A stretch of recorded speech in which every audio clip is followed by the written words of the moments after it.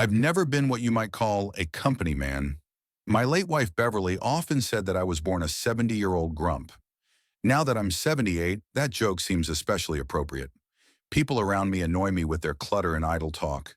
At my age, you begin to appreciate silence more than chatter. My name is Chester Baxter. I worked all my life as a history teacher at Pasadena High School, retiring 11 years ago. For almost half a century, I lived in the same house on Lambert Avenue, a small but cozy one-story structure with a porch and garden where Beverly grew roses. After she died 5 years ago, I abandoned the garden. It wasn't that I missed her flowers.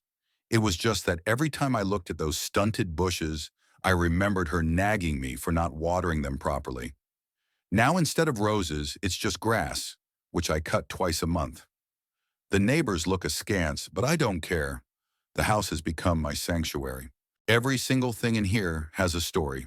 The worn leather armchair I bought back in the 60s when we were first married, the desk where I used to grade papers, the bookshelves filled with history books, and detectives I'm rereading for the third time. Even the faded wallpaper in the living room I hadn't changed since the 90s. Beverly had chosen it, and now it was part of my memory of her. My daily routine is the same. Rise at 6 in the morning, a cup of strong black coffee on the veranda. Read the morning paper? Yes, I'm one of those dinosaurs who still prefers paper. Then a walk around the block. After lunch, working in the garden or reading books. And in the evening, TV or old vinyl records. Sometimes I go to the library or to the little cafe on the corner, where I am already known as Mr. B and bring black coffee and apple pie without too many questions. The quiet, measured life of an older man, nothing special. But recently I did something completely out of the ordinary. I went to Monaco for the first time in my life. Yes, at the age of 78. Why go there? Because of Beverly and our favorite movie, Only Girls in Jazz. We re-watched it dozens of times, and every time the scenes of the Azure Coast appeared on the screen, my Bev sighed. We'll go there one day, Ches. Imagine, you in a white suit, me in a wide-brimmed hat. We sit in a cafe and look at millionaires' yachts. But there were always reasons to postpone this trip. First, she had to raise her son, then save up for his education, then help with the down payment on his house. Beverly never got to see Monaco. Cancer took her quickly, 4 months from diagnosis to funeral. On her last day, she took my hand and said, "Promise me you'll still go there, Chaz, for both of us." For 5 years, I put off that promise. First, I told myself it was too soon, that the wound was still fresh. Then I convinced myself that at my age, there was no need for such journeys. But this spring, going through old albums, I came across a picture of us together, taken on our 40th wedding anniversary. Beverly was looking at me with that special smile that always meant, "Don't be a nerd, Chaz." And so I did. After spending almost a month applying for a passport, booking a hotel, and buying airline tickets, I have mediocre computer skills and I don't trust travel agents. I finally set off on my first trip abroad. 2 weeks in Monaco is a crazy waste of money for a retiree, but I felt I had to do it, for both of us. I have to admit, Monaco stunned me. This small country where every second person seems to be a millionaire, and every third person a celebrity was like it was from another planet. I felt like a clumsy old elephant among elegant gazelles, but I still enjoyed every day. I sat in cafes on the seafront, though not in a white suit. The heat was unbearable. Looked at the yachts, the size of a small city, tasted the local cuisine, went to the Oceanographic Museum. Each evening, I would mentally tell Beverly about the previous day, imagining how she would marvel at all she had seen. Edwin, my son, did not understand this impulse. When I informed him of my plans, he only hummed and asked, "Will there be money left over for the funeral?" Typical Edwin, always thinking about the practical side. At 46, he's already a department head at an insurance company, married to Winifred, a woman with ambition the size of Mount Whitney, and a tongue sharper than a scalpel. They have no children. Career is more important, as they always say. My relationship with my son is complicated.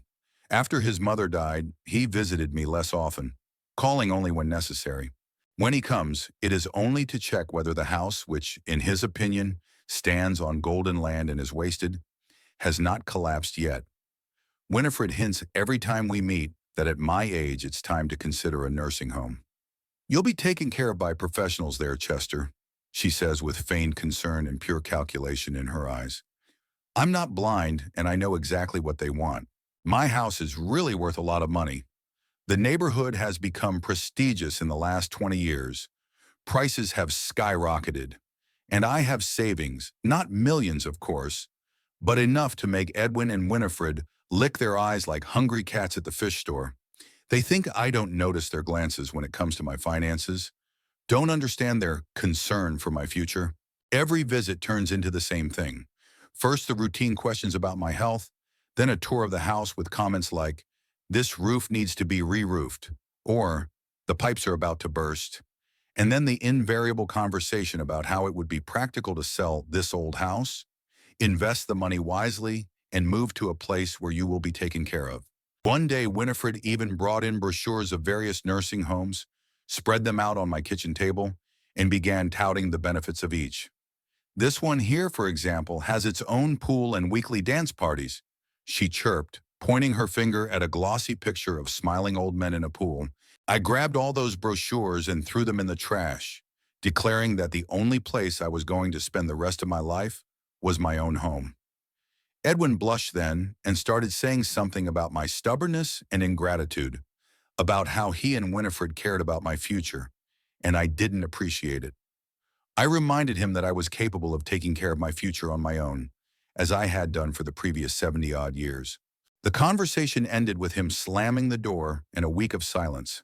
Beverly always got along better with my son. She was good at smoothing over our conflicts, finding compromises. Said we were too much alike, both stubborn as donkeys, proud beyond belief. Maybe she was right. But after she died, it only got worse. The buffer that cushioned our clashes was gone. In Monaco, I hardly thought about Edwin. Frankly, it was a relief not to think of his constant discontent, not to hear Winifred's hints, not to feel like a burden to my own son. 2 weeks of pure freedom with no obligations or expectations. I even turned off my old cell phone, which I usually only use for calls. No calls from America, I told myself as I checked into a small but clean hotel near the harbor. But all good things come to an end sometime. On the 13th day of my stay in Monaco, I did turn on my phone to let Edwin know my return date so he could pick me up at the airport. I found 7 missed calls from him and 3 messages asking where I was and why I wasn't answering. The last message had a distinct tinge of annoyance. "If you lost your phone or forgot to charge it, that's one thing, but if you're just ignoring it, that's too much, Dad. Call me back immediately." I called back. Edwin answered after the first beep, as if he was sitting there with the phone in his hand. "Papa, at last. Where have you been?" "In Monaco, like I told you. Decided to take a break from the phone." A pause, then a strange chuckle. "In Monaco? Really?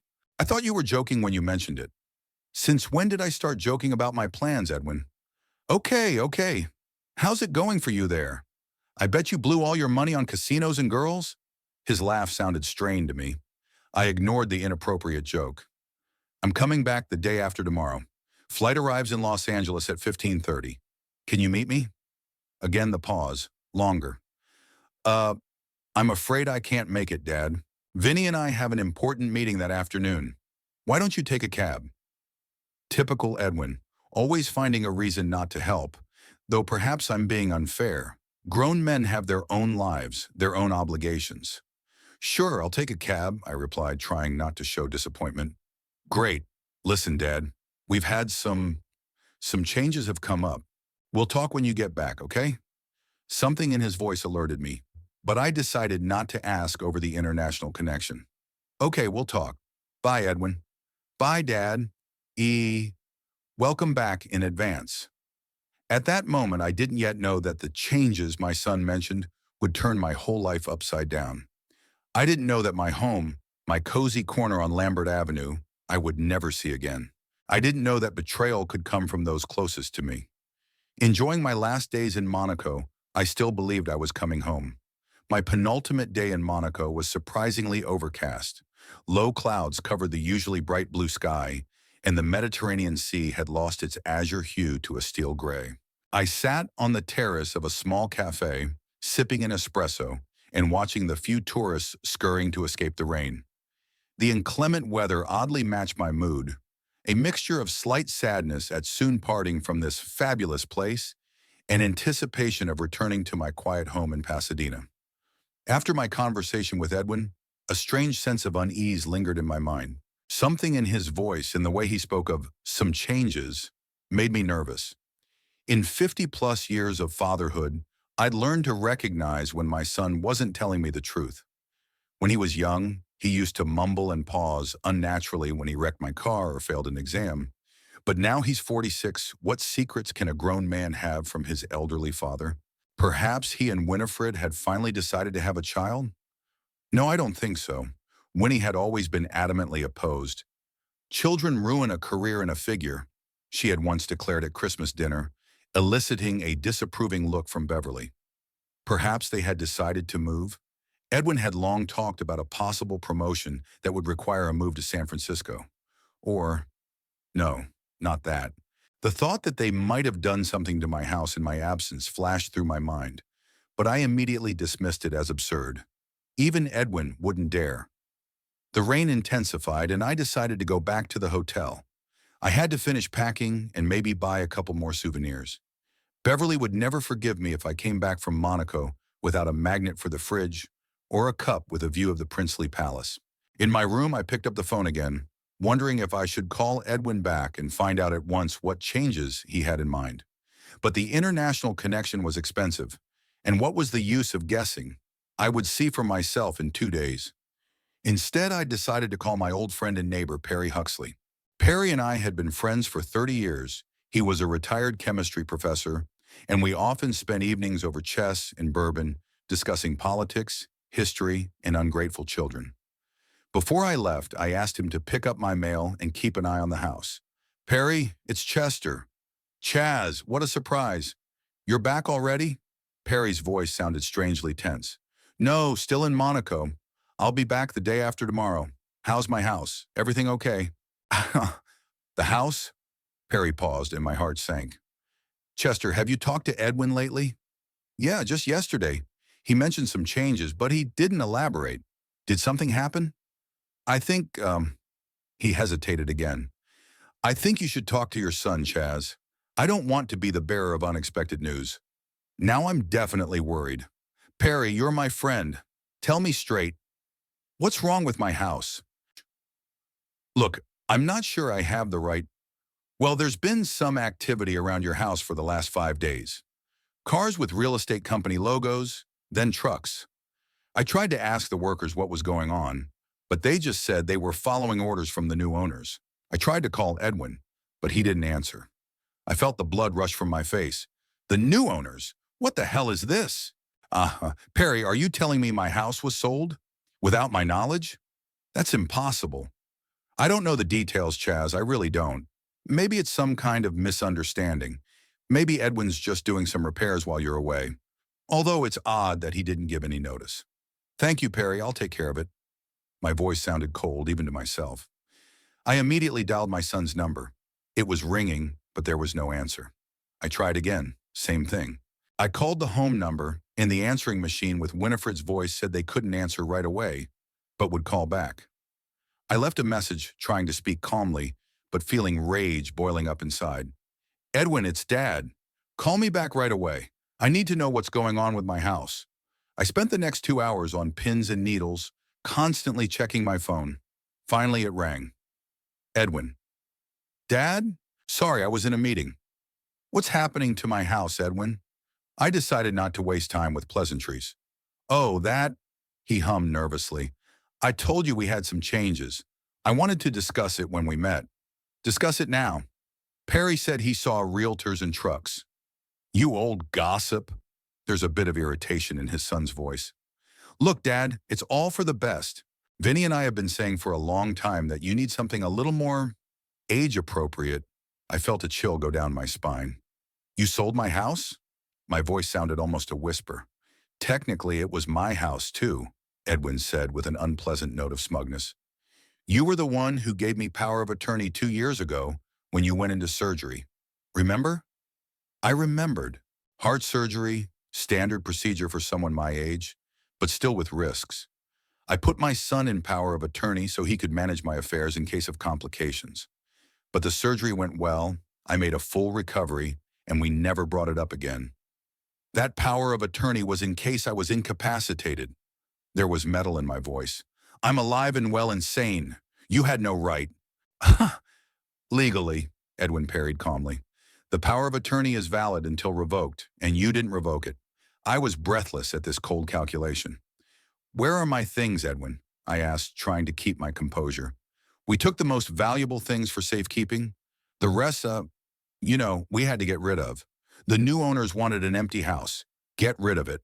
My books, my vinyl collection, my Beverly photo albums, my whole life. Where am I going to live, Edwin? Have you thought about it? Of course I have. He's come to life. Winnie and I have thought of everything. We've got a big house, a separate guest room. You'll live with us, under our supervision. At your age, it's the most sensible thing to do. I kept quiet, not trusting myself to open my mouth. If I spoke, I would either curse or burst into tears, neither of which I could afford. Dad, are you there? I'm here, I finally said. And I'm not going to live with you, Edwin. Oh, come on, where will you go? You don't have any other options? I'll find options. Now tell me one more thing. What about my car? That wreck? He snorted contemptuously. Sold it for parts. Winnie found offense. Don't worry, the money from the house and the car will work. Winnie and I will invest it wisely. My old Buick was Beverly's last gift to me. She bought it for our last anniversary, 6 months before her diagnosis. So you can drive me to picnics when we're both in the nursing home, she said then, handing me the keys. I have to go now, Edwin, I said icily. I'll see you when I get back. And Dad, you realize we did this for your own good, don't you? There was a fake concern in my son's voice. At your age. We'll talk when I get back, I repeated and pressed the disconnect button. The remaining hours in Monaco turned into torture. The beauty of the city was no longer pleasing. The local cuisine had lost its flavor, and the thought of returning to Pasadena to a completely changed life made me dizzy. But there was no way to cancel or postpone the flight. I had already spent almost all my pocket money, and my credit card was approaching its limit. I barely slept that night, pondering my options. Sue my own son? With power of attorney, the chances of winning were minimal. Besides, litigation dragged on for years, and I needed a place to live now. Live with Edwin and Winifred? The thought made me shudder. To be homeless at 78 after decades of honest labor? The injustice was burning me from the inside out. On the morning of the last day, I decided to just walk around the city, trying to clear my thoughts. Unexpectedly, I found myself in St. Nicholas Cathedral, an imposing Roman Catholic church with snow-white walls. I'm not particularly religious, but something compelled me to go inside. The cool semi-darkness of the cathedral had a calming effect. I sat down on a pew in the far corner and just breathed, looking at the play of light in the stained glass windows. Mentally, I talked to Beverly, imagining her sitting next to me, placing her small warm palm on my hand, as she always did in difficult moments. What should I do, Bev? I silently asked. Our boy has betrayed me, took everything I had. Beverly was always defending Edwin, finding excuses for his actions. He just hasn't found himself yet, Chaz, she said when her son dropped out of college after his first semester. He's confused. He needs our support, she insisted, when he got involved with a questionable company when he was young. He's our only child, she reminded me when I threatened to revoke his financial aid for another prank. But not even Beverly could justify this betrayal. He sold your roses, Bev, I said mentally. Sold our home, our life. What would you say now? In the silence of the cathedral, I could almost hear her answer. Do what you have to do, Chaz. You've always known how to do the right thing. By evening, I had packed my suitcase and paid off the hotel. I didn't feel like dinner, but I forced myself to go to a small restaurant near the harbor. There was an elderly couple sitting at a nearby table, holding hands and laughing softly, looking at each other with a tenderness that made my heart ache. That's what Beverly and I might have been like if she'd lived to be that age. Before I went to bed, I went over my finances one more time. I still had my pension, not luxurious, but stable. A small amount in a bank account to which, fortunately, Edwin had no access. I had always been careful in such matters. It should be enough for the first time, until I found a permanent place to live. In the morning, a cab came to pick me up to take me to Nice Airport. The driver, a young Moroccan with bottomless black eyes, for some reason mistook me for an Englishman, and all the way he told me in broken English about his dream of visiting London. I did not dissuade him. There was something soothing in this ordinary human conversation. The flight from Nice to Paris, then the long 13 hours to Los Angeles. I tried to sleep, but sleep wouldn't come.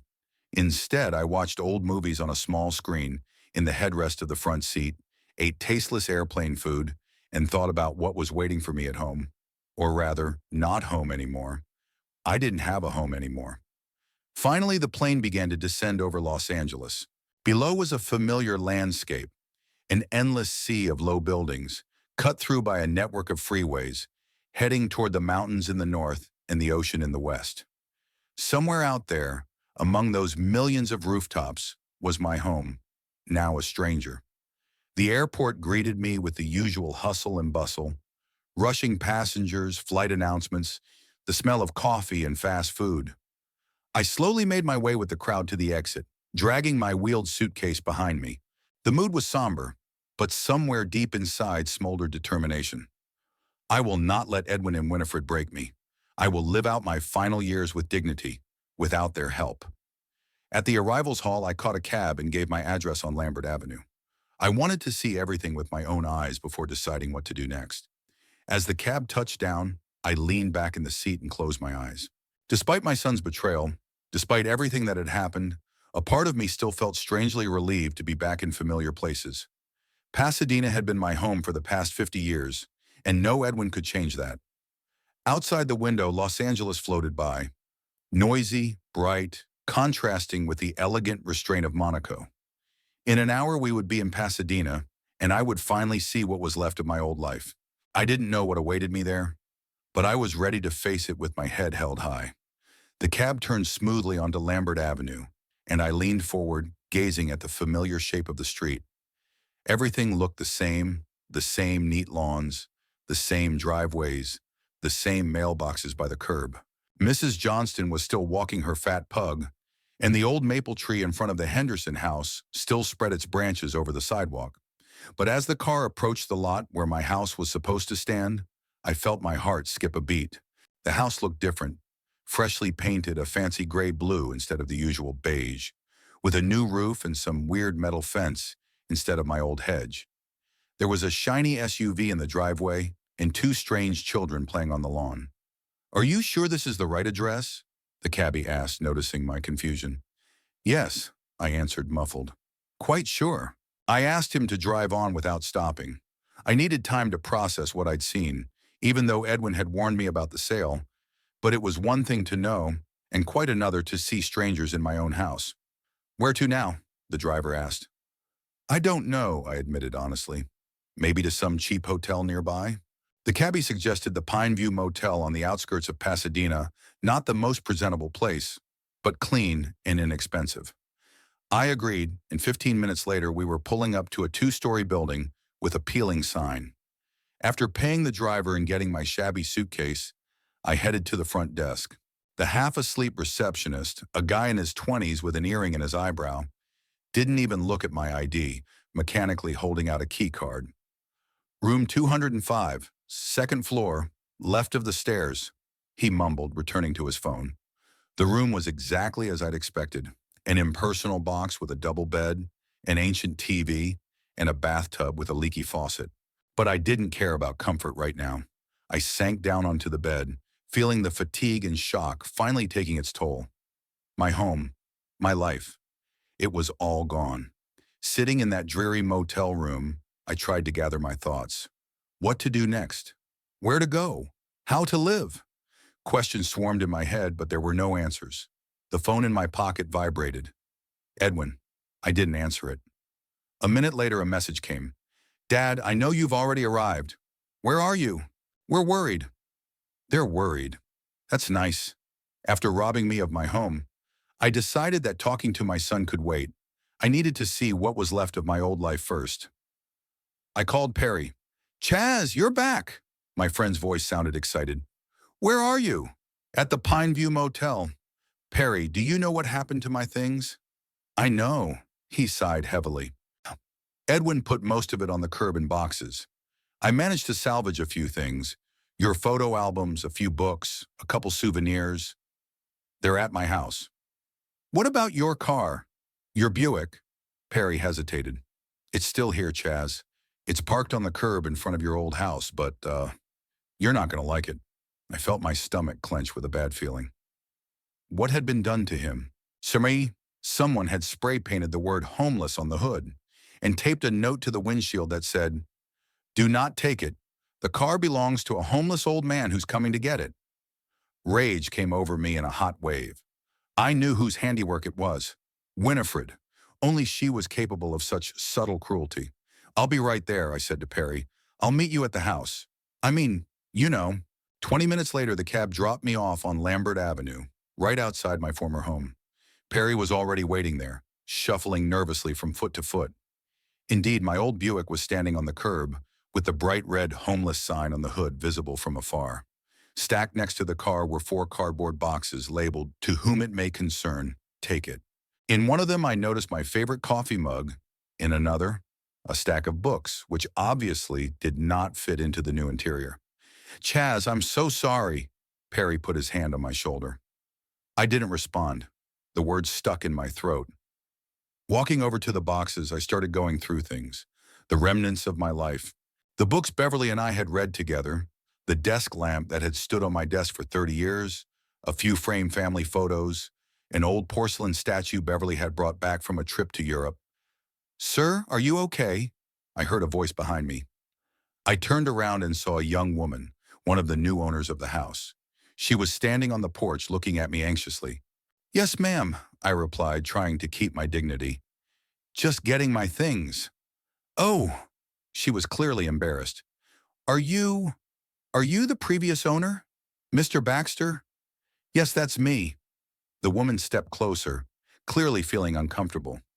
"I'm so sorry about the way things turned out. My husband and I didn't know.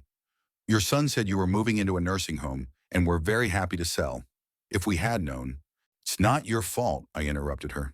"You bought the house legally. It's just that my son forgot to mention certain details, like the fact that I wasn't going to sell it." At that moment, there was the sound of brakes, and a black Lexus pulled up to the curb. Edwin jumped out of it, followed by Winifred in her business suit and high heels. "Dad!" Edwin rushed to me.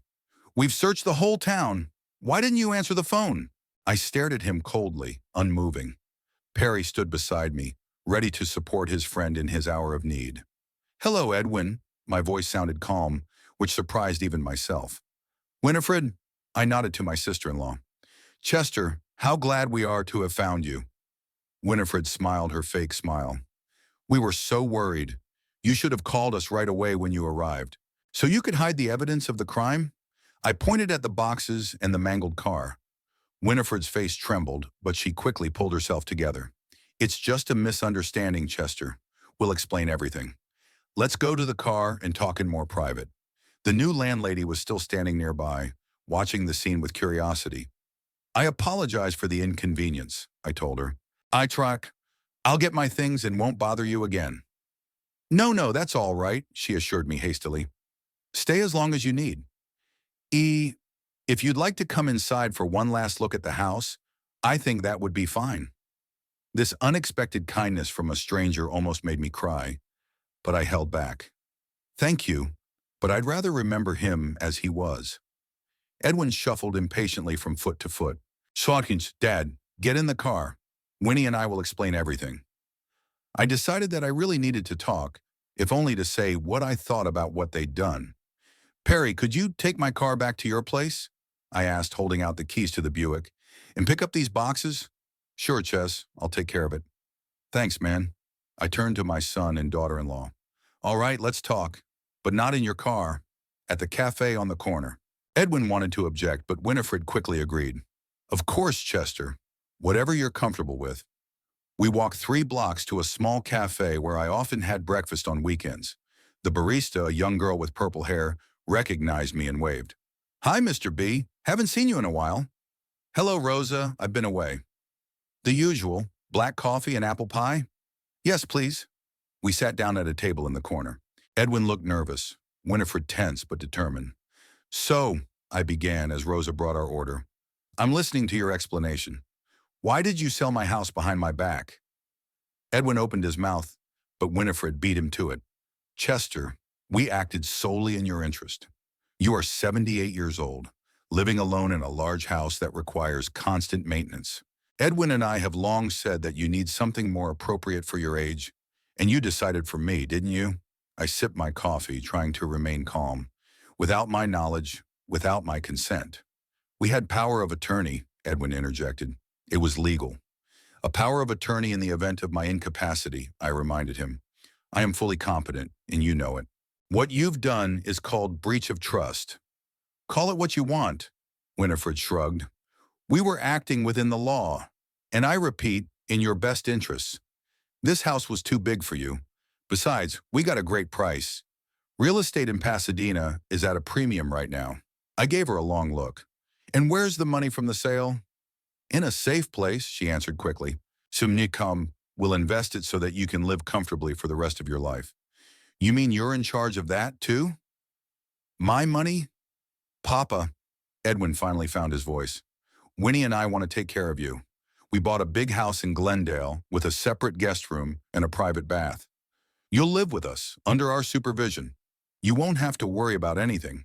I looked at my son, trying to see the little boy Beverly and I had raised so lovingly. But all I saw was a calculating grown man who looked too much like his wife. What about my things? My books? My pictures of Beverly? We kept the most important things, Winifred said quickly. The rest, well, you know, there's not a lot of room for old things in the new house. But we bought you a new TV for your room. 50 inches, smart TV with all the features. I felt something inside me finally snap. And my car? Why did you have to write homeless on the hood? It wasn't us, Edwin exclaimed. Probably some hooligans. But Winifred could not lie as convincingly as my son. I saw something flicker in her eyes, a mixture of satisfaction and gloating. Don't lie to me now, I said tiredly. Don't compound your betrayal. There was silence in the cafe. Edwin was staring into his cup. Winifred was glaring at me, and I was leisurely finishing my apple pie, the last island of normality in a world that had suddenly turned upside down. Look, Chester, Winifred finally said, clearly deciding to change tactics. Maybe we acted too hastily. Maybe we should have waited for you to return and discuss this in person. But understand us, too. We did mean well. This house needed repairs. It was getting expensive to maintain, and you're not getting any younger. We just wanted to make sure you had a peaceful old age. Without me making decisions about my own life? I asked bitterly. You would never agree, she sighed. You're too stubborn, Chester. You always have been. I pushed my empty plate away and looked at them both. You're right about one thing. I'd never agree to sell the house I'd lived in for almost 50 years. The house where my family grew up, where my life with Beverly had been, where every corner, everything had value and meaning to me. And I would never agree to move in with you, under your supervision, as you call it. I'm a grown man, not a pet that needs looking after. Edwin finally looked up. Dad, we really meant well. You're just so stubborn, so independent. You never listened to our opinions, always insisting on your own. We didn't see any other way out. A way out of what, Edwin? What problem were you solving? I had a house. I had savings. I had a pension. I lived my life the way I wanted to, without interfering with anyone. What problem did you solve by selling my house and throwing away my stuff? The problem of the future, Winifred suddenly blurted out. You could have been hospitalized at any moment, incapacitated. Who would be in charge of selling the house, solving all the problems? It would have been all on us. Ah, there it is at last. Not concern for my welfare, but concern for your own convenience. I see, I nodded. Thank you for your honesty, Winifred. I understand now. Edwin gave his wife an angry look, but it was too late. Papa, don't listen to her. We really want you to live with us. We'll take care of everything. You'll have your own room, your own TV, and your own potty under the bed? I grinned wickedly. No, Edwin, I won't be living with you. But where will you go? There was panic in his voice.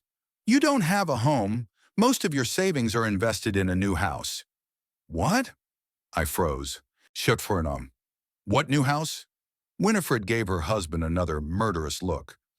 What Edwin means is that we have temporarily invested some of the money from the sale in renovating our house to make it ready for you, she said quickly. It will be returned as soon as you decide how you want to use the funds. But I've already figured it out. They didn't just sell my house. They used the money from the sale to improve their own home.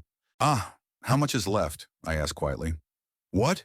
Edwin pretended not to understand the question. How much was left of the money for the house? I repeated clearly. They looked at each other, and I saw in their eyes what I expected to see, guilt and fear. We'll get it all back, Winifred said quickly. It's just that most of the money is being spent on renovations and new furniture. We've been preparing for your move. But if you insist, we can sell some things. In Kamewa, how much? I insisted on an answer. Edwin finally squeezed out. About 20% of the sale is now in the account. The rest is in the process of being invested. I was silent, digesting the information. My house sold without my consent. My belongings thrown out on the street. My money spent on renovating their home. And now they're sitting in front of me talking about care and goodness. Dad, we're going to fix this. Edwin suddenly grabbed my hand. I swear, Winnie and I will get it all back. Just give us a chance. Forgive us. I looked at his hand resting on mine, the strong, manicured hand of a successful middle-aged man. The hand I'd once held while teaching little Edwin to ride a bicycle. The hand that had now taken everything from me. Dad, please, his voice trembled. We didn't mean to hurt you. We thought it was best for everyone. Forgive us. Give us a chance to make things right. I slowly released my hand. It's too late, Edwin. Some things can't be undone. Some things can't be forgiven. Winifred, always so confident, suddenly looked frightened. You can't just leave, Chester. Where will you go? What will you do? At your age... At my age, I interrupted her, I'm still capable of making my own decisions, and I've decided I don't want anything more to do with you.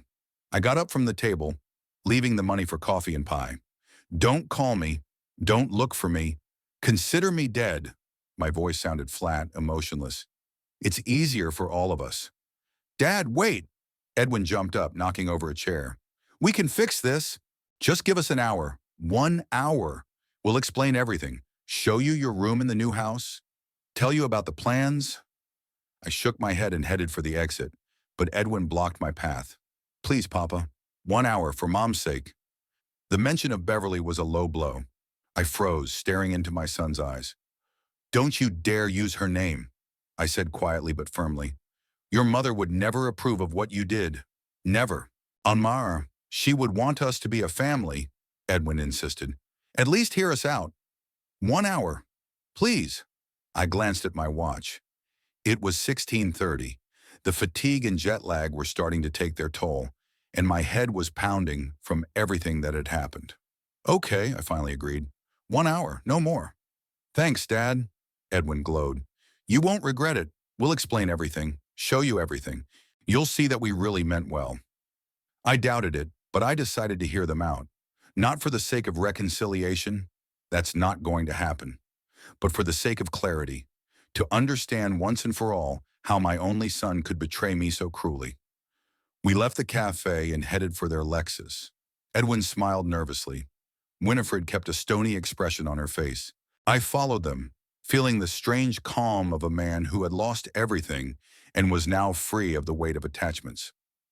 The Pine View Motel was not the place I had envisioned myself at 78. The cracked plaster on the walls, the sagging mattress, the leaky faucet in the bathroom. It was like the set of a movie about a loser at the bottom of his life. The voices of the neighbors could be heard through the thin walls, and at night a car alarm regularly honked somewhere nearby. Yet this dreary room was now my only refuge. After that meeting with Edwin and Winifred, I returned to the motel exhausted. The trip to their new home in Glendale, their insincere apologies and their attempts to impress me with the so-called daddy's room had finally convinced me that I had made the right decision. I couldn't live with people who had betrayed me in such cold blood. The room they had prepared had been arranged with ostentatious care. A new bed with an orthopedic mattress, a huge TV on the wall, even special handrails in the bathroom for convenience. But there was a sense of condescension in every detail. It was not a room for a relative, but a ward in a sanatorium for infirm old people. Crowning it all was a panic button by the bed. In case you get sick, Dad. As if I were some kind of invalid, unable to call for help on my own. I endured this farce for exactly 1 hour, as promised, then hailed a cab and left without saying goodbye. Edwin ran after the car almost to the corner of the street, shouting and waving his arms. Winifred stood on the porch with her arms crossed over her chest and her lips pressed together. At that moment, I firmly decided that I would never do business with them again. And now, 3 days later, I sat on the edge of my bed in the motel room and stared at my cell phone screen, where it read 27 missed calls, all from Edwin. I'd listened to a dozen voicemails over the days, each more desperate than the last. Daddy, please call back. Daddy, we're worried. Daddy, let's talk like adults. Daddy, don't be so stubborn. Think about your health. The last message was particularly noteworthy. Winifred dryly informed me that if I continued to act like an abused child, they would be forced to contact social services to have my mental health checked. Threats. That's what it came down to. I muted the sound on my phone and put it in my nightstand drawer. Then I went to the window and pulled open the faded curtains. The view was unremarkable. A motel parking lot filled with used cars, a busy street behind it, and a row of monotonous commercial buildings beyond. Not a single tree, not a scrap of green. Not like the view from the window of my house where every morning I watch the sun rise over the crowns of the trees on Lambert Avenue. The house. Even the thought of it caused a sharp pain somewhere under my ribs. Not just a structure, but the place where my entire life had been spent. Where Beverly and I had raised Edwin, where we'd celebrated Christmas and birthdays, where I'd held her hand in the last days before she died. All those memories attached to the walls, to each room, to the garden behind the house, all of it now belonged to strangers. And the bitterest part was that it was my own son who sold the house. The man for whom Beverly and I had sacrificed everything. Time, money, dreams. I still remembered how we'd given up the trip to Europe Beverly had dreamed of to pay for Edwin's first semester of college. He dropped out after 3 months, declaring that it wasn't his thing. Beverly cried then, but still defended him. He just hasn't found his way yet, Chaz. I wonder what she would say now. Would she find an excuse for betraying our son? Would she be able to forgive him? I sank heavily into the only chair in the room. My shoulders ached from the strain of the last few days, and my head felt heavy. At 78, I found myself without a home, without most of my savings, and with a family that had betrayed me. It was an unenviable situation, to say the least. But I wasn't going to give up. Something in me, the same stubborn determination that had gotten me through the Korean War, my parents' deaths, Beverly's departure, didn't let me give up. I had to start over, find a place to live, get settled, make a new life. It seemed almost impossible at my age, but I couldn't see any other options. There was a quiet knock at the door. I froze, not wanting to see anyone. Perhaps it was the maid or someone had gotten the wrong number. But the knock came again, more insistent. Chaz, it's Perry. Open up, please. I breathed a sigh of relief and went to open the door. There was my old friend standing on the doorstep with a plastic container in his hands. Hi, Chaz. He looked worried. Check to Panarm. Thought I'd check on you. Brought you dinner. Martha made her famous meatloaf. Martha, Perry's wife, was a great cook. I felt my stomach respond with a hunger cramp. I hadn't eaten much the last few days, eating mostly coffee from the vending machine in the motel lobby. Come on in, I stepped aside, letting my friend into the room. I'm sorry about the ambiance. Perry looked around with undisguised disappointment. Jesus, Chaz, this place is a shithole. You can't stay here. Temporary solution, I tried to sound confident, while I look for an apartment. An apartment? In Pasadena? With your pension? Perry was not a tactful man. Did you see how much the rent is now? Maybe not in Pasadena, I admitted. Maybe Altadena or Monrovia. Somewhere cheaper. Perry set the container on a small table by the window and turned to me. Chaz, Martha, and I have been talking about this. We have a guest room. You can stay with us until you decide what to do next. I shook my head. Thank you. But no, I don't want to be a burden. What burden? Perry was outraged. You're my best friend. We've known each other for 30 years. Of course you'll live with us. Perry, I appreciate the offer. I really do. But I've got to handle this on my own. Stubborn ass, he grumbled. Always has been. Well, I won't insist. For now. But will you at least eat? Martha would be offended if she knew you'd refused her cooking. I smiled weakly. Anything for Martha. We sat down at a small table. I enjoyed the meatloaf while Perry told me the latest news from the neighborhood. Mrs. Johnston is going to move in with her daughter in Florida. The Hendersons finally decided to cut down that huge maple tree that was shading half the street. The Thompson house had a water main break, flooding the entire first floor. Ordinary, even trivial news, but it connected me to my old life, to the world I knew and loved.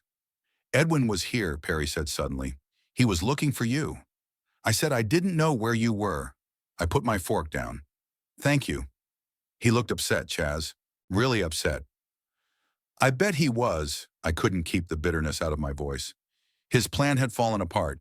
He was counting on me to move in quietly and give the rest of my savings to them to manage. Could he really be remorseful? No, I was sure. Edwin's only remorse is that he got caught. It's always been like that, ever since he was a kid. Remember when he smashed your greenhouse with that ball? He cried and apologized when we caught him. The next day he bragged to his friends that he'd made a great shot and shattered old man Huxley's glass. Perry hummed, remembering. Yes, there was something like that. But people change, Chaz. He's a grown man now. A grown man doesn't sell his father's house behind his back. I cut him off. And he doesn't throw his stuff out on the street with a "take it if you want it" sign on it. Perry didn't have an answer. We finished our dinner in silence. Then he left. My offer still stands, Chess. The guest room is all yours. Thanks, man. I'll think about it. With Perry gone, I was once again alone with my oppressive thoughts.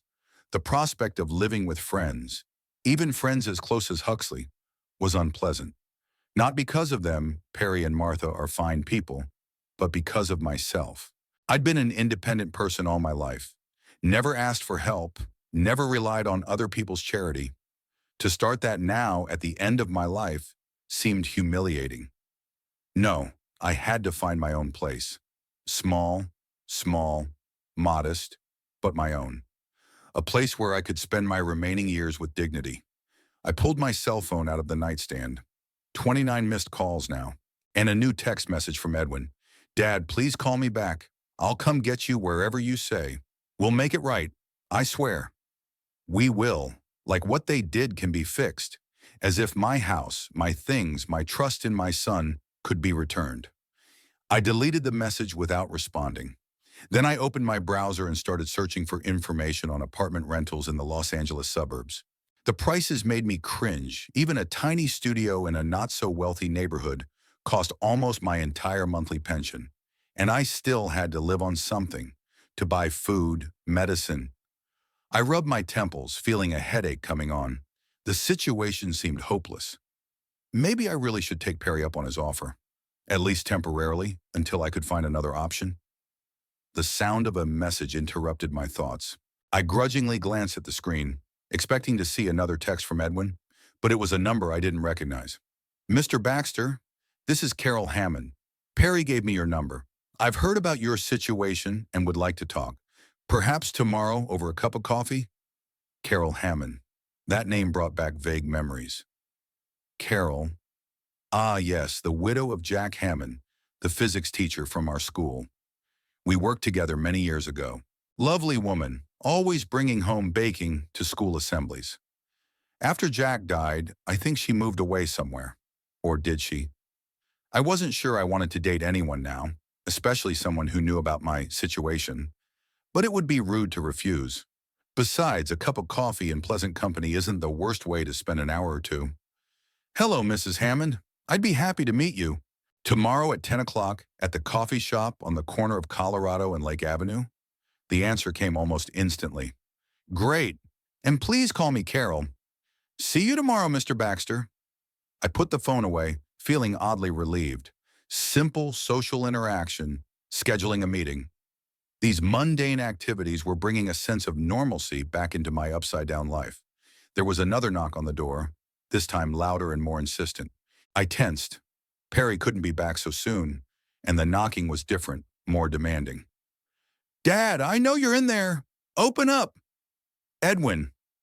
I froze, unmoving and barely breathing, like a child hiding from a monster in a closet.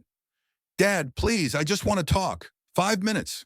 The knocking got louder and louder. I imagined the other motel guests peering out of their rooms, attracted by the noise. The last thing I wanted was to be the center of a scandal. "Chester Baxter, I know you can hear me." It was Winifred's voice now. "Stop acting like a child. Open this door at once." My sister-in-law's commanding tone made me clench my fists. How dare she speak to me like that, after everything they've done? "Sir, are you in trouble?" Came a new voice that sounded like it belonged to the motel manager. "Are these people bothering you?" "We're his family," Winifred said indignantly. "We have a right to see him." "I don't care who you are," the manager replied calmly. "If the guest doesn't want to see you, you'll have to leave. Otherwise, I'll call the police." Silence, then muffled voices. Edwin and Winifred were obviously arguing with each other. "All right," Edwin said at last, clearly addressing me through the door. "We'll leave. But that's not the end of it, Dad. We'll keep coming back until you talk to us. We're your family, and we won't leave you." Their footsteps fell silent in the distance. I went to the window and watched them get into their Lexus, Edwin at the wheel, Winifred in the passenger seat, her back expressing extreme indignation even from a distance. "Sir?" the manager called quietly. "They're gone. Are you all right?" I opened the door. A young man in a shirt with a motel logo stood in front of me. Yes, thank you." I felt awkward. "I'm sorry to bother you." "It's okay," he smiled in a friendly way. "Family problems, huh? It happens. If they come back and make trouble, call the front desk right away. We'll take care of it." "Thank you," I repeated, surprised by his friendliness. "You're welcome, Mr. Baxter. Have a good evening." Closing the door, I went back to the bed and sank down heavily on it. Surely Edwin and Winifred would not give up so easily. They would come again and again, trying to get through to me, to convince me to come back under their caring wing. The thought of the forthcoming scenes of confrontation only made me tired. I had to find a new place to live as soon as possible. A place where Edwin couldn't get to me, where I could start a new life, leaving betrayal and pain behind. After all, what did I have? A pension, not luxurious but stable, a small savings in a bank account that, thank God, Edwin didn't have access to. My old Buick, which was now parked in front of Perry's house. Not so little for a fresh start. I've always been an independent person. All my life I'd made decisions on my own, never relying on anyone else's help. Even after Beverly's death, when it seemed like the world had fallen apart, I'd managed to pull myself together and move on with my life. This situation was no more difficult, just another challenge to overcome. At 78 years old, I had to make a fresh start. Find a place to live, get settled, create a new home. It seemed almost an impossible task, especially at my age. But I had no choice. Edwin and Winifred had taken the past from me, but the future still belonged to me. And I intended to live it on my own terms, with the dignity and independence I'd always valued. I pulled a shabby notebook and pen out of my suitcase. It was time to make a plan. When I was younger, I had always done this in difficult situations. I wrote down the problems and possible solutions. This method had never failed me. On the first page, I wrote, "A plan for a new life." It sounded a little high-minded, but it got the point across. Then I started listing items. 1. Housing. Find an affordable apartment or studio, perhaps outside of Pasadena, where it's cheaper. 2. Stuff. Pick up the rest of Perry's stuff. Buy the essentials for the new place. 3. Finances. Calculate available funds.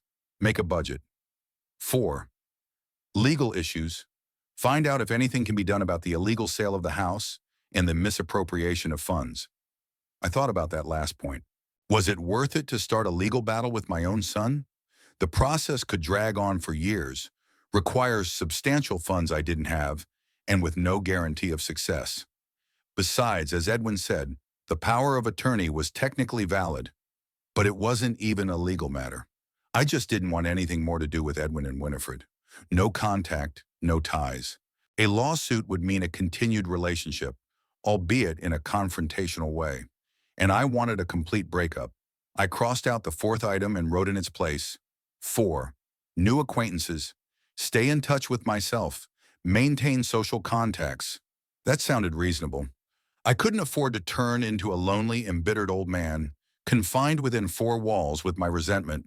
I still had friends, Perry and Martha, maybe Carol Hammond. I could find new interests, new activities. Outside the window it was completely dark. The clock read almost 11 p.m., but sleep was not coming. There were too many thoughts swarming in my head, too many emotions churning inside. I turned on the small TV on the wall, hoping that the monotonous muttering of the news anchors would help me calm down. But even without listening to the words, I could feel my eyes starting to slip shut. The fatigue of the last few days had finally taken its toll. Before falling asleep, I took one last look at my new life plan. Tomorrow would start a new day, the first day of my new life, and I was determined to make it worthwhile, despite all the obstacles. The morning was surprisingly clear. The sun was shining through the thin curtains of the motel room, creating fanciful patterns on the wall. I woke up earlier than usual, around 6 in the morning, which was unusual for me in recent years. Perhaps it was the hard mattress, or the nervous tension of the last few days, or maybe it was the upcoming meeting with Carol Hammond. Carol. My memories of her were warm but vague. We worked at the same school, occasionally crossing paths at faculty meetings or school events. She taught English literature, if memory serves me correctly. A tall, stately woman with a straight back and attentive brown eyes. Always elegantly dressed, always with a book in hand. Her husband, Jack Hammond, a physics teacher, was a good-natured lout with an infectious laugh. He and I would sometimes play chess in the teacher's lounge during long breaks. He was a good man, but it was a pity he died so early. A heart attack at the age of 52. After he died, I think Carol retired and moved away. Or did she? A snippet of conversation with Beverly came to mind. Carol bought that little house on Orange Grove Avenue, you know, the one with the blue shutters. Said she wanted a quiet place for her books and memories. She must have still lived in Pasadena, since Perry had found her so easily. I got out of bed, feeling my joints crunch, and headed for the bathroom. The water pipes hummed protestingly as I opened the faucet, and first rusty and then clear, but barely warm water flowed out. After washing and shaving, I took a critical look at myself in the mirror. The face reflected in the murky glass was that of an old man. Deep wrinkles, bags under his eyes, thinning gray hair. When had this happened? In my head, I was still that energetic 50-year-old teacher who could teach 6 lessons in a row and then take the class on a field trip to the museum. Now every movement was a struggle. Every morning began with an inventory of new pains. I opened my suitcase, deciding what to wear. There wasn't much to choose from. A few shirts, a pair of pants, a sweater. Everything else was left in the house, which now belonged to strangers, or in boxes on the street that had probably already been taken apart by random passers-by. Dressed in a clean blue shirt and gray slacks, I felt a little more confident. It was still 3 hours until my meeting with Carol, so I decided to walk to the cafe to clear my head. The Pasadena Brew Cafe on the corner of Colorado and Lake Avenue was one of those places that tries to look both modern and retro at the same time. Brick walls, vintage coffee machines behind the counter, but still free Wi-Fi and outlets at every table. I arrived half an hour earlier than the appointed time and chose a table by the window, ordering a simple black coffee. At exactly 10 o'clock, the door of the cafe opened and a woman walked in. I didn't immediately recognize her as Carol Hammond. She had changed a lot since the last time I'd seen her. Her once brown hair was now completely gray, gathered in a neat bun at the back of her head. Her face, which had always been characterized by noble restraint, was now covered with a mesh of wrinkles, but her eyes, those attentive brown eyes, were still the same. "Chester," her voice sounded warmer than I remembered. "It's so good to see you." I rose to greet her. "Carol, you look beautiful." "What a gentleman," she smiled softly, "and such a liar. I know exactly what I look like in my 74 years. Ha ha, how long has it been since we've seen each other? 10 years? 15? I think it was at Jack's funeral the last time," I said carefully. "That was, 18 years ago," she finished quietly. "Time flies, doesn't it?" Perry told me about your situation, she said as the waitress stepped away. I'm sorry, Chester. I shrugged awkwardly. That's life. It doesn't work out smoothly for everyone. Still, what your son did, it's awful. Yes. I didn't see the point in denying the obvious. Edwin has always been a difficult child. Carol looked at me carefully. You've always been too kind to him. Even now you say complicated when anyone else would say heartless or selfish. Her directness caught me off guard. Had Carol always been like this? Or had the years of widowhood made her more blunt? Maybe you're right, I admitted. Nyara, Beverly had always defended him too. Maybe that was our mistake. Where are you staying now? Carol changed the subject. The Pine View Motel on the edge of town. Temporary solution while I look for an apartment. The Pine View, she frowned. It's a dump, Chester. Cockroaches don't even live there. They're too squeamish. I couldn't hold back a chuckle. It's not that bad. At least it's clean. Well, relatively. How long do you plan to stay there? I don't know, I answered honestly. I'm looking into renting, but with my pension, you know. Carol looked thoughtfully out the window, where cars and pedestrians were passing by. I have a suggestion, Chester, she said at last. There's a guest house on my property. It's small but cozy. Living room, bedroom, kitchen, bathroom, fully furnished. I sometimes rent it out to visiting professors or students, but right now it's empty. You could stay there until you get your situation sorted out. I looked at her in surprise. Carol, that's very generous of you, but no buts. She held up her hand, stopping me.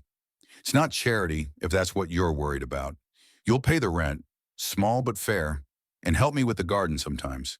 I've got arthritis, it's hard to bend over the flower beds. The offer was tempting.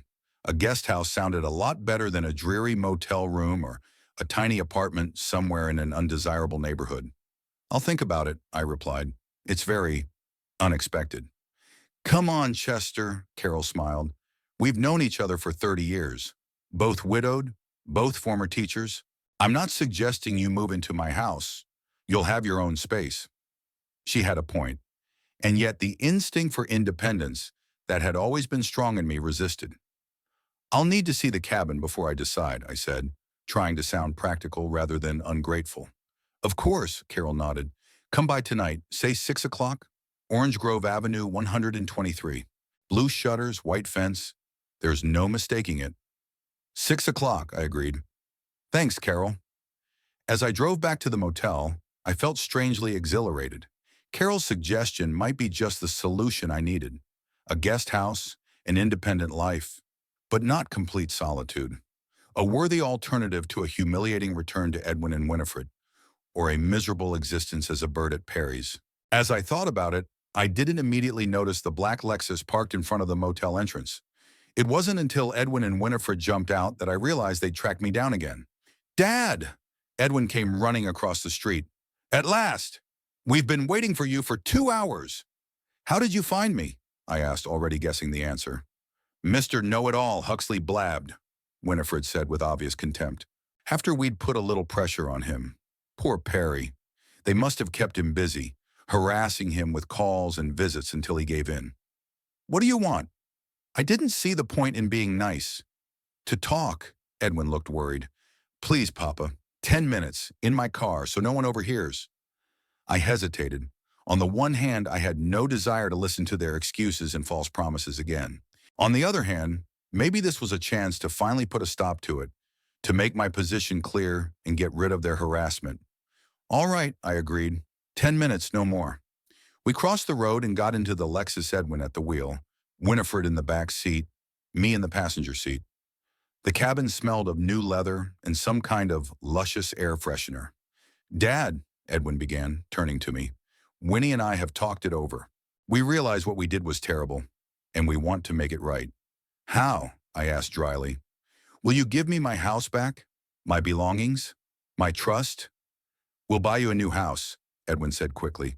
Smaller, of course, but in a nice neighborhood. And a new car. Anything you want. With what money? I couldn't help the irony. You said yourself that you'd spent almost all of it on renovating your place. Edwin exchanged a quick glance with Winifred. Now, we could take out a mortgage, and he said, or we could sell our house and buy something smaller, as long as you forgive us. And back under our control, I added. Isn't that the point? You're afraid I'll sue you for fraud, or that I'll embarrass you in front of your friends and coworkers by telling them what you did.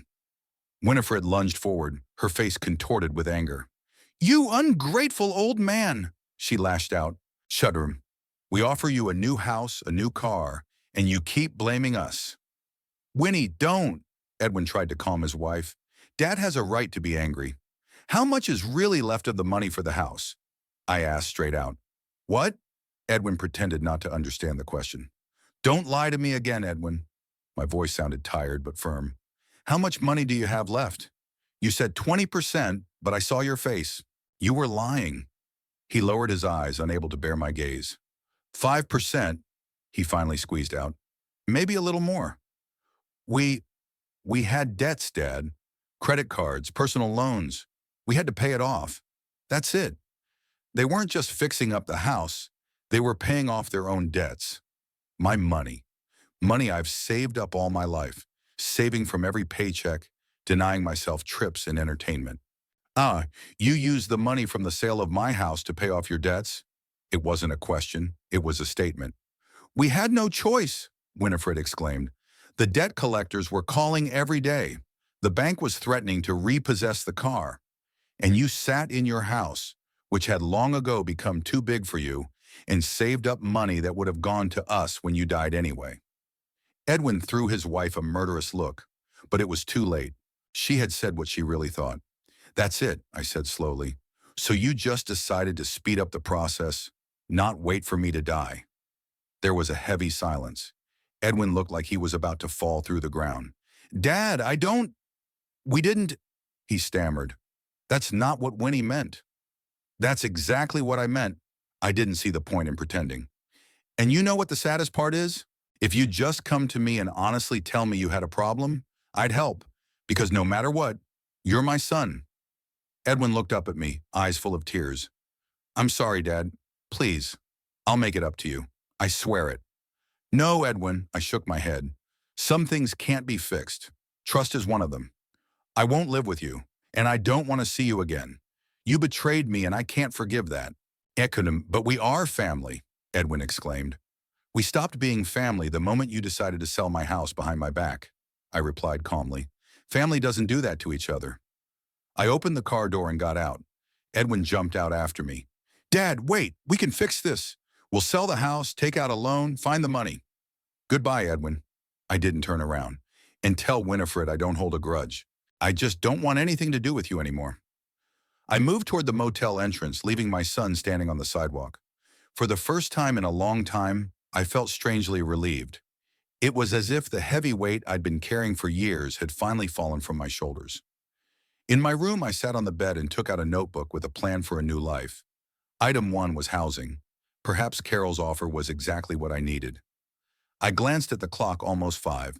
It was time to get ready to meet Carol. Changing into a clean shirt, I left my few belongings in the room and hailed a cab through the app Edwin had once installed for me. Carol's house was easily recognized by the blue shutters and white fence, just as she had said it would be. It was a small but well-maintained one-story house in the style of a California bungalow.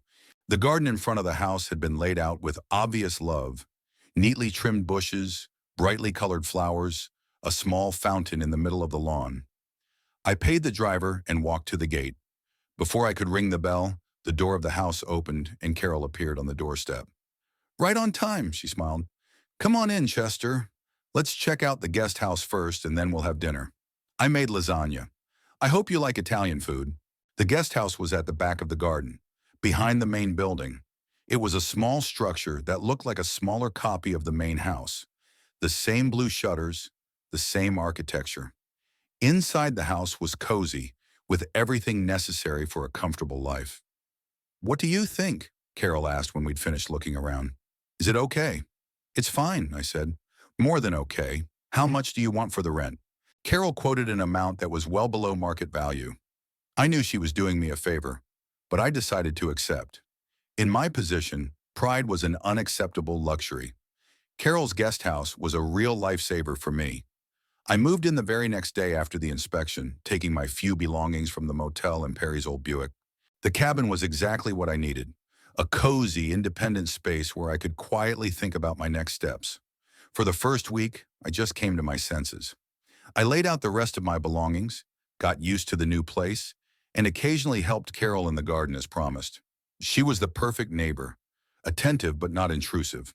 We sometimes had dinner together, discussing books, politics, memories of school, but never my situation with Edwin and Winifred. It was as if Carol understood that I needed time to decide for myself what to do, but I couldn't hide in that quiet corner forever, pretending nothing had happened. The more time passed, the more the feeling of injustice grew in me. No, not resentment, just injustice. What Edwin and Winifred had done was not just a betrayal of a loved one, it was a crime. They had used a power of attorney that had been granted under specific circumstances and for specific purposes to fraudulently take possession of my property. On the 10th day of my stay with Carol, I made up my mind and called my old acquaintance Howard Bryan, a civil litigation attorney who had once helped me with the paperwork after Beverly's death. Chester, Howard's voice sounded surprised. Haven't heard from you in a while. How you doing, old man? I've been better, Howard. I need a consult. When can you see me? Is it something serious? Howard's voice had a professional note in it. Enough, I replied. My son sold my house using the power of attorney I gave him in case I was incapacitated. I am fully competent, and I did not consent to the sale. There was a pause, then Howard whistled. That's a twist. Come back tomorrow at 10 o'clock, and bring a copy of the power of attorney if you have one. I don't, I admitted bitterly. All the documents were in the house. That's all right. We'll ask a notary. See you tomorrow, Chester. I hung up the phone and felt my resolve growing inside me. I'm 78 years old. I've lost my wife, my home, most of my savings, and my trust in my only child. But I'm still alive, still sane, and I'm not going to let anyone, not even my own son, deceive me with impunity. The next morning I drove to Howard's office in my shabby Buick. The law firm of Bryan and Associates was located in a small two-story building in the business district of Pasadena. Howard personally met me in the reception area, a tall, gaunt man of about 65 with thinning gray hair and piercing blue eyes. Chester, he shook my hand firmly. Come on in. Coffee? Huh? I'd love some, I replied, following him into his office. Howard's office was exactly what a successful lawyer's office should be. An oak desk, leather chairs, and walls hung with diplomas and photos of famous people. We were seated at a small round table in the corner of the office, and Howard poured coffee from a silver coffee pot. So, he leaned back in his chair. Tell me everything in order. I explained the situation as dryly and businesslike as possible, trying not to get emotional. Howard listened attentively, occasionally asking clarifying questions or making notes in his notebook. As I understand it, he summarized when I finished, your son and his wife used the power of attorney granted in the event of your incapacity to sell your house without your consent. They used the money from the sale to pay off their own debts and renovate their home. Now you're staying at a friend's house, in a guest house, and you want to know if you can hold your son accountable and recover at least some of the money. That's right, I nodded. Well, Howard drummed his fingers on the table. Legally speaking, we have a cause of action. A power of attorney, even a general power of attorney, doesn't give you the right to act against the interests of the principal. Your son has clearly overstepped his authority and used the power of attorney for personal gain. That would qualify as fraud. I felt strangely relieved that my suspicions were confirmed. This was indeed a crime, not just looking out for my welfare, as Edwin and Winifred had assured me. What do I have to do? I asked. First, revoke the power of attorney immediately, Howard answered. We'll do it today. Second, file a lawsuit to invalidate the sale of the house and for damages. This may be difficult given that the house has already been sold to third parties who are likely to be bona fide purchasers. But we can seek compensation from your son. And if he doesn't have the money? I asked, already knowing the answer. Then the court can seize his assets, including his house, cars, bank accounts. Howard was ruthless. It might take time, but sooner or later you'll get your money. Or at least some of it, I wondered. The picture Howard was painting was unpleasant months of litigation, a public confrontation with his own son, perhaps even criminal prosecution. But the alternative was even worse, to let what Edwin and Winifred had done go unpunished, to let them think they could cheat and betray their loved ones with impunity. "I want to sue," I said firmly. "How much will it cost?" Howard named a sum that made me cringe. But I had no choice. Justice had to be served, even if it meant spending the last of my savings. "All right," I nodded. "When can we start?" "Right now," Howard opened his laptop. "Let's draw up an application for revocation of power of attorney, and tomorrow we'll prepare a statement of claim. You'll have to sign some documents and testify." We spent the next 2 hours drafting documents and discussing strategy. As I left Howard's office, I felt heavy, but I knew I was doing the right thing. It wasn't a matter of revenge, it was a matter of justice. On the way home, I stopped at a small roadside cafe for a bite to eat. Sitting at a table by the window with a cup of coffee and a sandwich, I pondered the battle ahead. Edwin wouldn't give up easily. Of that I was sure. He had inherited stubbornness from me and ingenuity from Beverly. Winifred would bring her own calculating and ruthlessness to the mix. My phone vibrated with a message from Edwin. "Dad, Winnie and I have been thinking about our conversation. You're right, we did a terrible thing. We're ready to make it right. Please let's meet and discuss how we can make amends." Too late, I thought. Now it would be up to the courts to handle it. I didn't respond to the message. Instead, I finished my coffee, paid, and headed to my car. Now that the decision was made, I felt strangely calm. Be what it would. The trial began 3 weeks after my visit with Howard. As the lawyer had predicted, the trial was grueling. Edwin had hired an expensive lawyer who tried to prove that my son had acted within the scope of the power of attorney and with good intentions. Winifred even burst into tears at one of the hearings, assuring the court that they only wanted to ensure that I would have a decent old age in their home. But the facts were on my side. The power of attorney was indeed limited to cases of my incapacity, as confirmed by the notary. I provided medical certificates proving my full capacity at the time of the sale of the house. Moreover, Howard was able to prove that Edwin and Winifred had spent the money from the sale to pay off their own debts, not for my welfare. 4 months into the trial, 4 months of hearings, depositions, forensic examinations, nerves, and mounting legal bills. I hardly saw Edwin outside the courtroom. He avoided my gaze, entering and exiting through different doors. Winifred, on the other hand, would defiantly look me in the eye with an expression of cold hatred every time. Finally, in mid-fall, the court ruled in my favor. The sale of my house was recognized as invalid. But since the new owners were recognized as bona fide purchasers, the house remained with them. Instead, the court ordered Edwin and Winifred to pay me the full value of the house, as well as compensation for moral damages and legal fees. It would seem that I won. But as it turned out, it was a Pyrrhic victory. When it came to foreclosure, it was discovered that Edwin and Winifred had virtually no assets left. Their house was mortgaged to the hilt, their cars were on credit, and their accounts were empty. As Howard explained to me, getting the money in this situation could take years, if not decades. The court could seize some of Edwin and Winifred's income, but that would mean that I would receive a small amount each month, a crumb of what I was entitled to.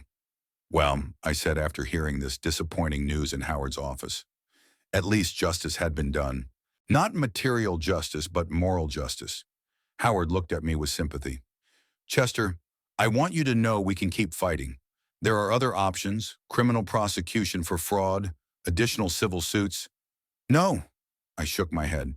"That's enough. I got what I wanted, confirmation that I was right. Let Edwin and Winifred live with that knowledge. Sometimes guilt is a worse punishment than financial loss." Howard nodded, but I could see doubt in his eyes. He didn't believe Edwin and Winifred were capable of real remorse. Perhaps he was right, but that no longer mattered to me. Leaving Howard's office for the last time, I felt not disappointment, but a strange relief. The trial had confirmed what I'd known all along. I'd been the victim of betrayal and deception by the people closest to me. But now it was recorded officially in the court records. My righteousness was proven not only to myself, but to the whole world. That same evening, sitting in Carol's guest house, I wrote Edwin one last message. "The court has put everything in its place. I won't ask you for money. It won't give me my house back or heal the wound of betrayal. Consider this my last gift to you, but I don't want to see you or Winifred again. Don't call, don't write, don't come. You no longer exist for me. Goodbye, Edwin. I pressed send and immediately blocked his number. Then I did the same with Winifred's number. It was the final breakup, the last point in our relationship. Carol found me sitting on the veranda of the guest house with a glass of whiskey, a rare luxury for me. Is everything all right? She asked, coming closer. Yes, I answered, surprised at the calmness in my voice. I'm finally done with the past. Now I can think about the future. And how do you see it, the future? Carol sat down next to me on the wicker chair. I don't know yet, I admitted honestly. But I still have a pension, a little savings, and a roof over my head thanks to you. That's more than most people have. You could stay here, Carol suggested, not as a temporary solution, but permanently. I enjoy your company, Chester, and you're doing a great job with the roses in the garden. I looked at her in surprise. Stay here forever? The thought had never crossed my mind. I had always thought of the guest house as a temporary home until the situation with Edwin was resolved. But now that it was over, I'll think about it, I replied. Thank you for the offer. Take your time, Carol said, smiling softly. You have time. We both have time. She walked away, leaving me alone with my thoughts. I looked up at the sky, where the first stars were already beginning to show. The future. What a strange concept for someone my age. At 78, one doesn't usually make far-reaching plans. And yet, it's been 6 months since that night. I never moved out of Carol's place. On the contrary, I officially became a tenant of the guest house, signing a real contract and insisting on a fair rent. Carol and I have established a comfortable rhythm of neighborliness. Sometimes we dine together, sometimes we spend evenings talking or playing board games, but we each have our own space and independence. There hasn't been a word from Edwin in all this time. I think he finally realized that I was serious about completely severing the relationship. Sometimes, especially in the first few months, I caught myself thinking about him, how he was doing, what he was doing, what he was thinking. But every day those thoughts came less and less often, and the pain of betrayal became duller and duller, turning from a sharp, cutting pain to a deafening, barely perceptible one. Today I sit in my little cottage, as I now call the guest house, and stare at the picture of Beverly that sits on my bedside table. It's one of the few things I managed to salvage from my old home thanks to Perry. In the picture, Beverly is smiling the way I remember her best, with that soft, understanding smile that spoke more than any words. You know, Bev, I said aloud, though no one was in the cabin. Sometimes I think it's all for the best. Yes, losing the house was hard. Losing my son was even harder. But now I am free from toxic relationships, from constant tension, from having to defend myself and make excuses. Maybe for the first time in years, I am truly free. It's ridiculous to talk about freedom at 78 years old. At an age when most people think of illness, of dependence on others, of the approaching end. But I feel unexpectedly light. It's as if the heavy burden I've carried for years, caring for Edwin, worrying about his future, trying to understand and forgive his actions, has finally fallen from my shoulders. And without that burden, I can move on, breathe fully, enjoy each day. I put the picture back on the nightstand and walk over to the window. In the garden, Carol is tending to her roses, her graying head bent over a bush, her hands in gardening gloves carefully trimming the wilted blossoms. A simple, peaceful picture, part of my new life. Tomorrow, Perry and Martha and I are going to a classical music concert in the city park. The day after tomorrow, I've signed up for a computer course for the elderly at the local library, determined to finally learn the technique properly without Edwin's prompting. And next week, Carol and I are planning a day trip to Santa Barbara, just for a change of scenery. Little plans, little joys. But they give my days meaning and my heart a peace I haven't known in a very long time.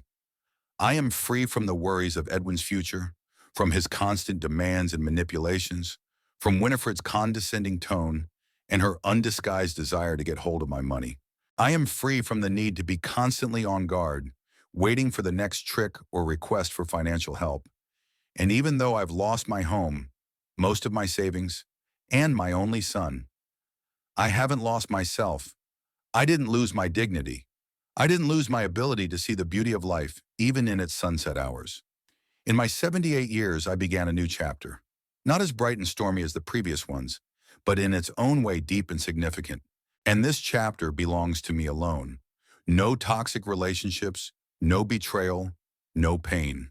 Just peace, freedom, and the quiet dignity of years gone by. Okay, Bev, I whisper, looking up into the sky where the evening clouds are gathering. It's okay now.